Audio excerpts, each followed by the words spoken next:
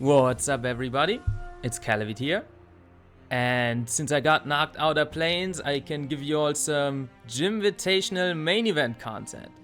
My fans, rejoice! My haters, let me know how much it upsets you in the YouTube comments to boost the algorithm. Anyway, we got SuperEpicAmpharos here versus Marcop. SuperEpicAmpharos, of course, known for being the runner-up of the last Kalis Invitational and also bringing some interesting offense structures. She is up against Marcop, who is also actually a runner-up of Kalis Invitational, CI5 in particular. And Marcop said before this match that he is washed on Discord, and don't ever believe in that sort of stuff. People also believed H-Clad when he said he thinks that Blissey sucks, so let's get into this. I'm excited. We got a Jinx lead and a Tower lead. Okay, so this already indicates that C has a special offense with Duck Trio, maybe Jirachi, Celebi, Zapdos, that sort of stuff in the back. And what I usually like to do versus Tower myself with Jinx is actually just Ice Beaming it, because lovely kissing into a Lumberry is pretty horrible. C sees it the same way, and she actually goes for a very strong Ice Beam. Is that Never Melt Ice? Yep, that is Never Melt Ice, because she does not show lefties here. She tries to catch that Jirachi with a lovely kiss and actually misses two, which is basically bad for Marcop. I think Marcop actually wanted his Tyranitar slapped here. Seems like you got a pretty defensive TSS structure from Marcop, from what we can tell so far. And this Blissey is in danger of getting trapped eventually by Duck Trio, especially since it's already been chipped by this Never Melt Ice boost. C can easily go to Duck Trio here on the guaranteed sleep turn of Tyranitar, and she catches the Jirachi. This is looking like a stomp so far. Now, Skarmory can set up a spike, but Jinx is gonna rain down some more Ice Beams, and this Blissey is in even more danger of getting trapped by Duck Trio now.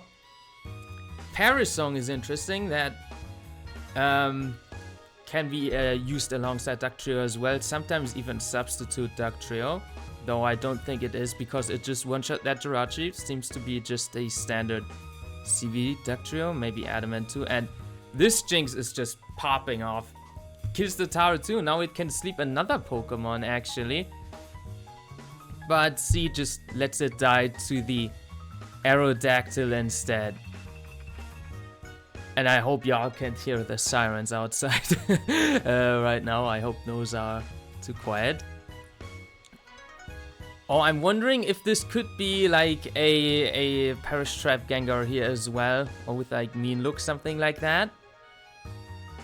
But no, it doesn't seem so. Marcop seems to be scared of that as well though, and goes straight into Skarmory, which C just catches with a nasty Fire Punch here. She is not letting up with the pressure at all. And the second spike does not do that much, only a few % more. I guess maybe Marcop also didn't want Blissey to get boomed, but that's exactly what happens now. And this Blissey is gone. Zapdos is looking great, except for the arrow, of course, which should lock itself into Rock Slide here. And then C can just punish that, perhaps with a Calm Mind Jirachi. Yep, that could have HP Grass and could absolutely destroy the Swampert here. Maybe Marcop actually goes back into Arrow here. He just lets the Swampert go. Maybe it was a range as well. That is a possibility. Oh wow, that's a pretty nasty crit. Special offense teams with Jinx are famously weak to rock type attacks, but C has made so much progress in the early game that it looks like she might just run away with this, especially since that Rock Slide does not even break the substitute from Jirachi. So now it just depends on what coverage she has, and it is indeed T-Volt, so that game is over.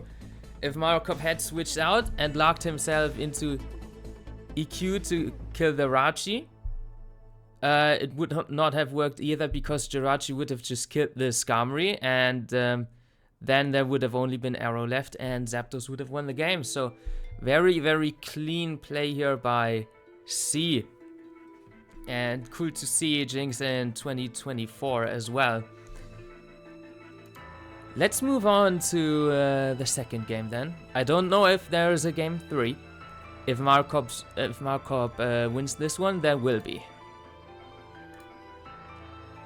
Please load. Thank you so much. Turn the sound off and switch sides for continuity. Okay.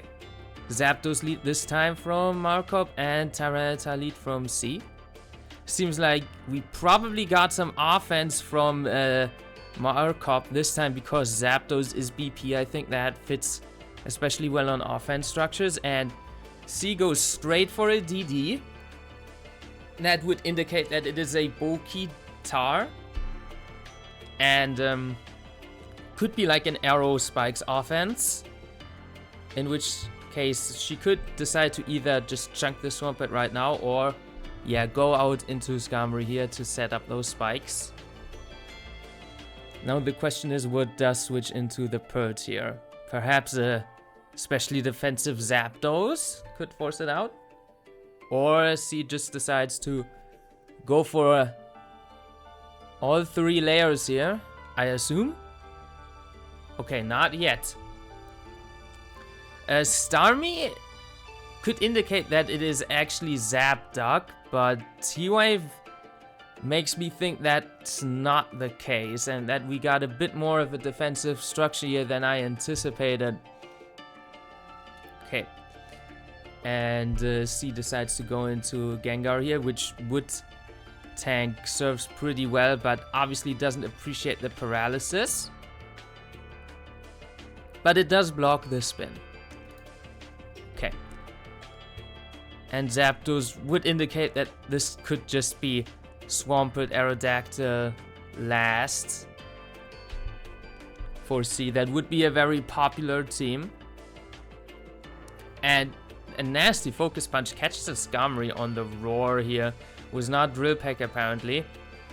And C not getting the 3rd layer up in this game at all. Swampert still healthy as well to check this Tyranitar for now, although it needs to be careful of the Aerodactyl later on. Okay, Monopert here.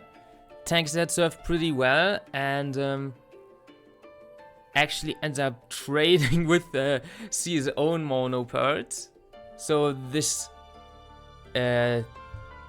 seems to be the typical structure of H-Clad's El Clasico team, with Monoperts, a bulky physical Tar, bulky Gengar, and Toxic Protect Zapdos with Aerodactyl in the back. This does make me wonder, because Marcop is letting his Swampert go really low here. He has to anticipate the arrow last. So I'm assuming there's actually another Rock Resist, because otherwise Marcop just risks losing, getting swept by Aerodactyl completely. Okay, but this Gengar is actually so bulky it can lift 2 serves, so it can deny the spin another time, which is crucial damage on both Starmie and Snorlax here. Oh, very ballsy play from both here, but it ends up just being a non-factor turn here. And C decides to go for the same play, and Gengar just gets dropped by a Shadow Ball. Zapdos seems primed to get a kill, and well, Marcop not expecting that Protect, I suppose. Or at least not playing around it, but yeah, that is the typical Zapdos set on the 6. And Great catch by C there. Now, is this gonna be an HP Grass Zapdos or not? It is. Okay, it's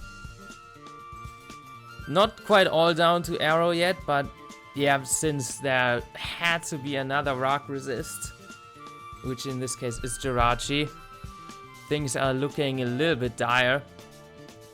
A nice Para Dodge on that Body Slam. Let's see, stay in the race here though. And her Zapdos is gonna actually pick off Marcop's Zapdos. Now the question is, will the Jirachi, will the Starmie spin here or not? I assume it's just gonna go for a Surf. I feel like you have to play this fast as Marcop, and yeah, he does just pick off a kill here. I think I agree with that. And Men's Last, actually, very interesting. Also helps with Arrow a little bit here because of the Intimidate. And oh wow, it lives because, yeah, this is a bulky DD-Tara and it therefore cannot really be, well, it could still be max attack investment, but I don't think it is if it misses out on that kill. And as long as Marcop hits this slide here, he's gonna take it, and we're going to a game 3. Very interesting. And yeah, the Pert trading with C-Spurt opened up this Men's very well, actually, to just sweep late game. Okay, then let's see what game 3 has to offer. Mute the sound and switch sides again, and then we'll find out who takes the set. Meta lead? On meta lead? Do both just decide to EQ? No, only one of them. But Marcop goes Skarmory. Gets his Skarmory trapped by a Magneton. And Tyranitar as a punish against Dugtrio is never a good sign. You always hate to see that, taking out the whole Skarmory and then also chipping the Tyranitar feels so bad as the Tyranitar user. C has gotta be happy with this start to the game, and Meta is looking in a really good position here. Forced out by the Perts, but Metagross can still do even more damage later on. I think this is a CV meta by Marcop if it does that much damage. Yeah. Oh my god, all those attack raises. Will C just let her Metagross die here? No way, she has a switch in it to a +2 CV Metagross, right? Yeah, nah. And another great EQ catch by Marcop here. Oh. Substitute Aerodactyl is actually not what I expected here at all, because this Magneton structure makes me assume, and the way also C has been playing it makes me assume it's not Spikes, and usually Substitute Aerodactyl is just seen on very, very aggressive Spikes builds. But yeah, now that is revealed, and Marcop can just continue to T-Volt, actually. Massive tank by the Celebi here that seems to have a lot of defense. Yeah, right, it's SD Pass. With that much defense at Substitute Arrow, it has to be SD Pass. It also makes sense with Metagross and Magneton. But Marcop does deny every single SD pass with that boom, because Celebi is gonna die to Spikes plus Sand, and I don't think that can really be a spinner. Oh, I think that's my phone. Yeah. maybe. Salamence just chunks this Blissey, but it takes it out with an Ice Beam. Blissey is such an underrated DD Men's counter actually, and I don't think she has like the capabilities to break through this team. I mean, Substitute Arrow can only do so much, and it's even giving Swampert lefties every single turn where it subs down. Unless it crits this Double Edge for some massive damage, I don't really see C winning this. No. And even then, it would have to be like... maybe this could do it, but... it actually could.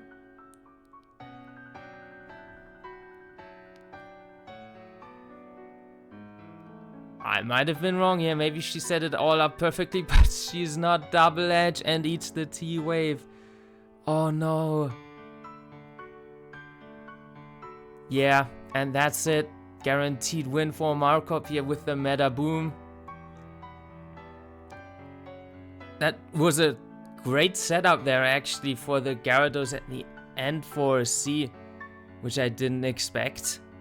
Though Gyarados doesn't make a lot of sense on this structure. I just failed to see that possibility. I thought it would be like DD-Tar, for example. Or Heracross, maybe. But Gyarados makes a lot of sense, too. Unfortunately, C didn't have Double Edge there. And that seals it. Marcop actually takes this one over C. So yeah, don't let anybody tell you on Discord then. And especially don't let Marcop tell you on Discord that he can't play. That was a great series. I hope you all enjoyed and have a nice day.